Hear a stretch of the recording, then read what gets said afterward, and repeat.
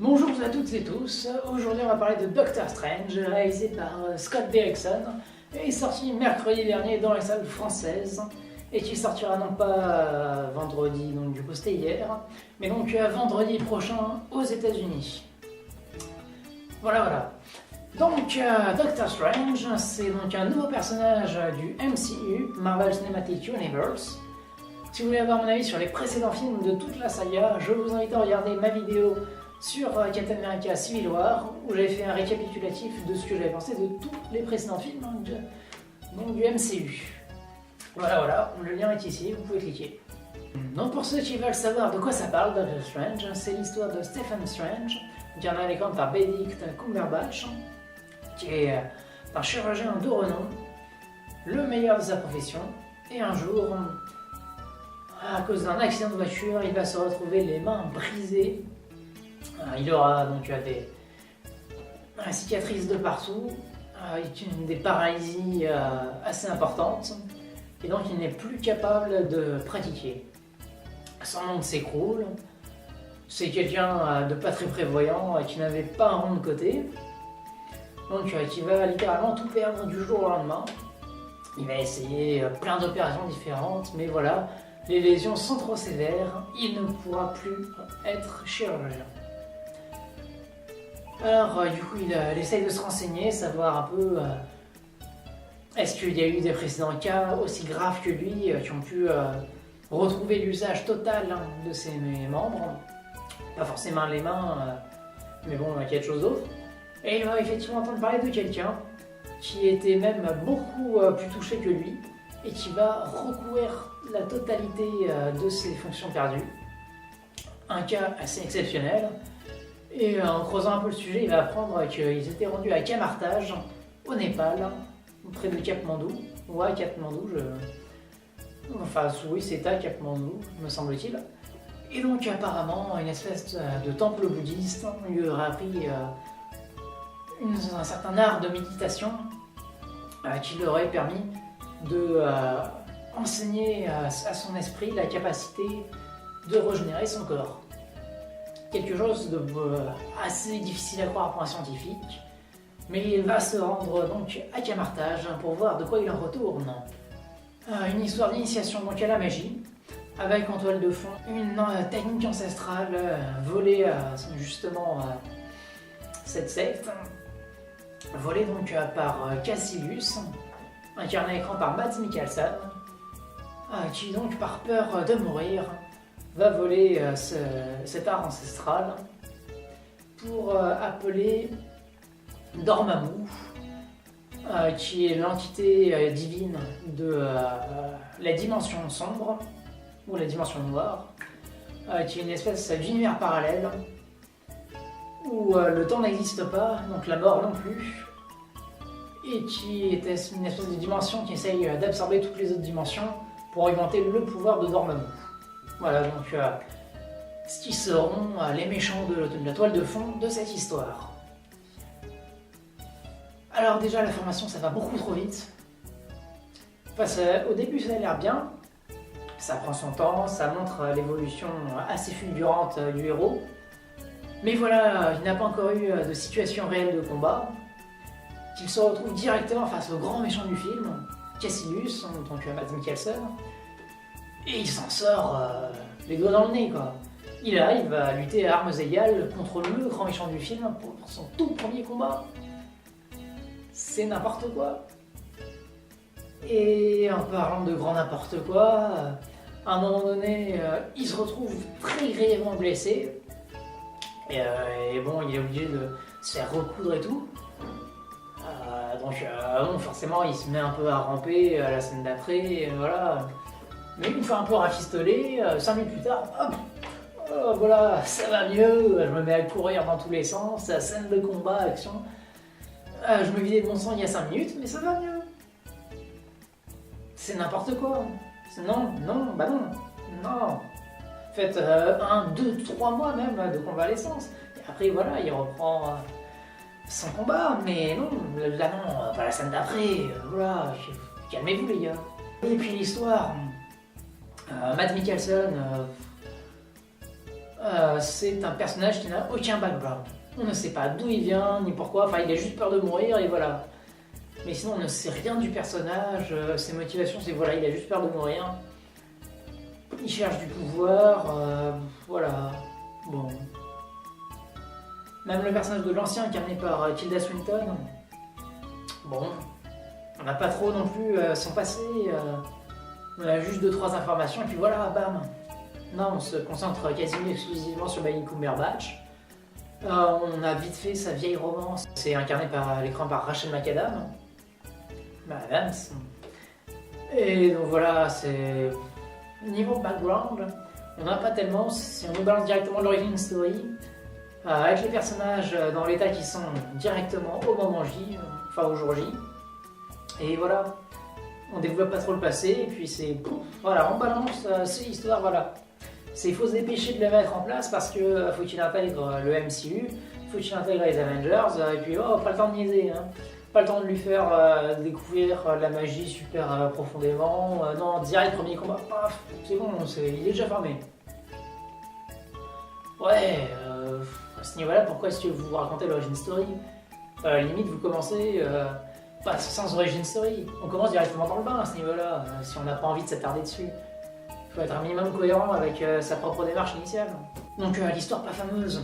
Dormammu, en un quart d'heure, c'est tout ce qu'on lui consacre de film.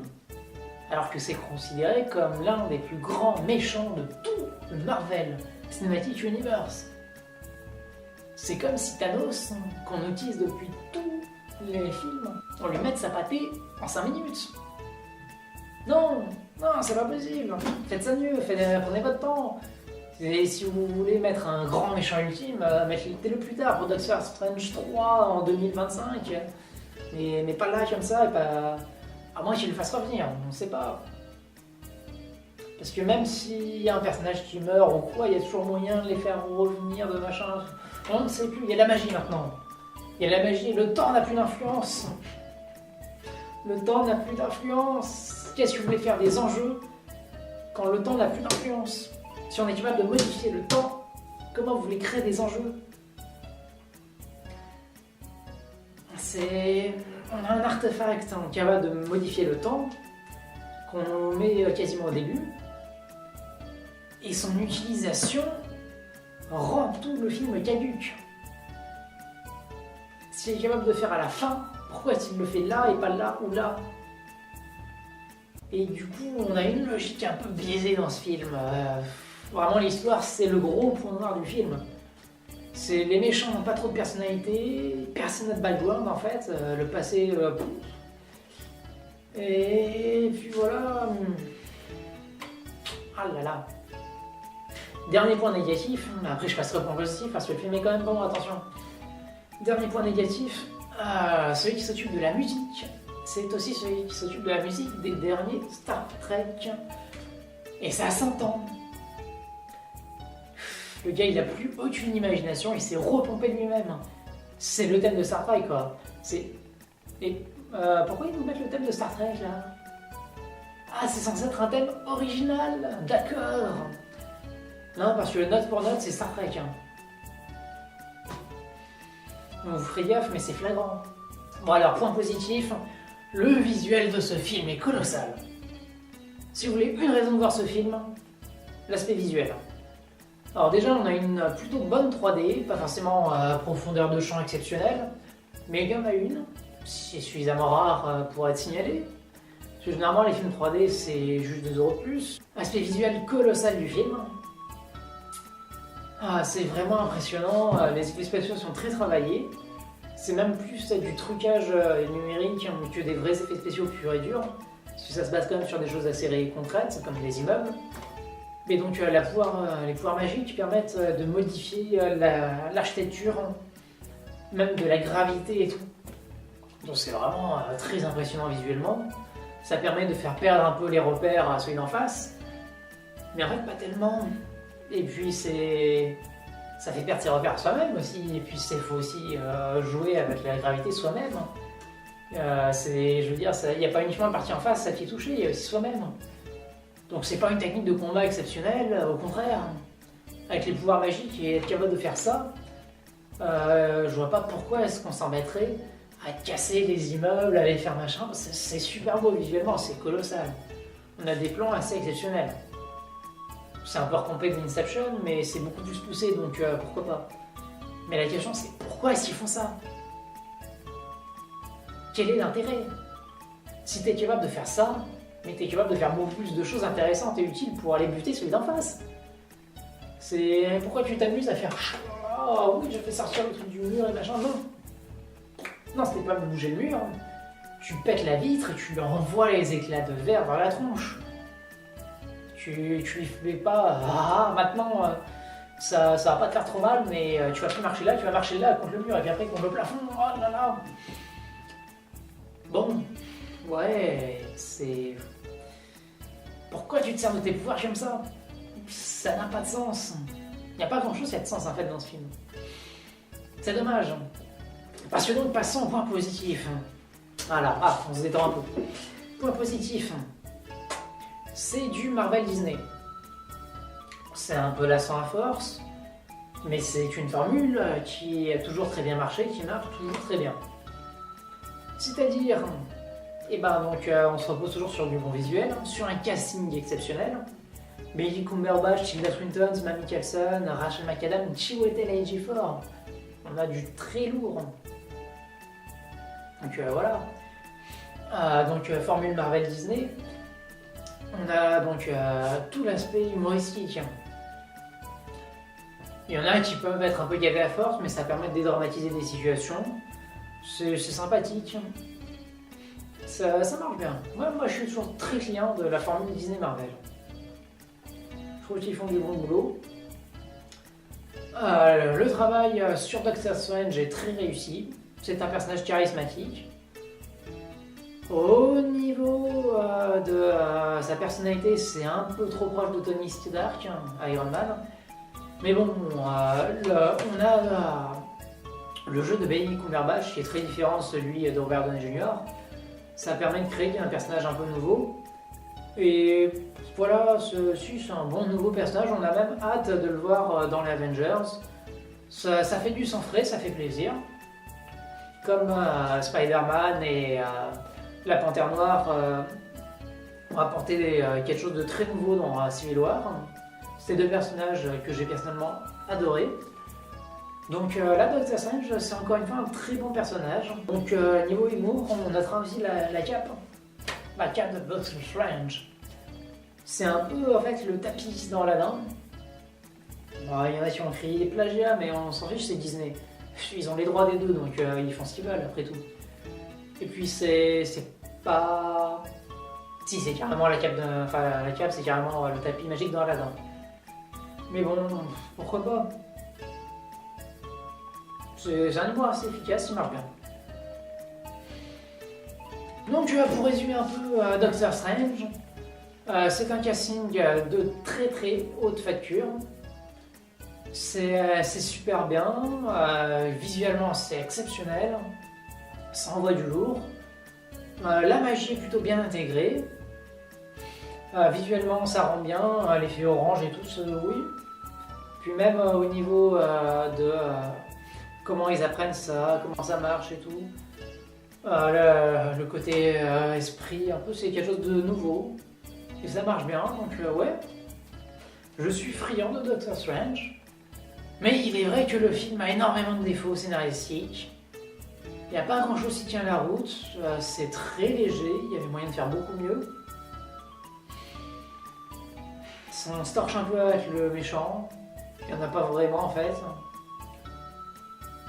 Et c'est ça qui est dérangeant, c'est que voilà, le scénario ne marche pas. Il y a des problèmes de logique, tout va trop vite. Et la cohérence est un peu mise aux oubliettes. C'est dommage. Mais bon, voilà, ça reste du très bon spectacle, bon divertissement. Moi, je lui donne 3,5 sur 5. Je suis à peu près ma moyenne des Marvel. C'est pas Iron Man, c'est pas Thor, c'est pas les Avengers. Mais bon, voilà, c'est moins drôle que Ant-Man, mais c'est beaucoup plus réussi visuellement. Donc voilà, c'est pas non plus meilleur visuellement. Thor était meilleur visuellement. Mais c'est une bonne cuvée de Marvel. Si vous en avez marre du MCU, bah vous en aurez marre de Doctor Strange. Si vous n'aimez pas la formule, vous allez détester Doctor Strange. Mais si vous êtes fan, que vous aimez bien les gros divertissements comme ça, voilà. Faut pas trop chercher à comprendre, hein, de toute façon. Donc continuez de cultiver, allez voir des films, je suis là pourquoi pas. Mais sinon, à mardi prochain, Max et Léon. Très très grand rendez-vous, ça va être énorme. D'ici là, vous pouvez continuer à me suivre sur Facebook, Twitter, mon site internet, Instagram.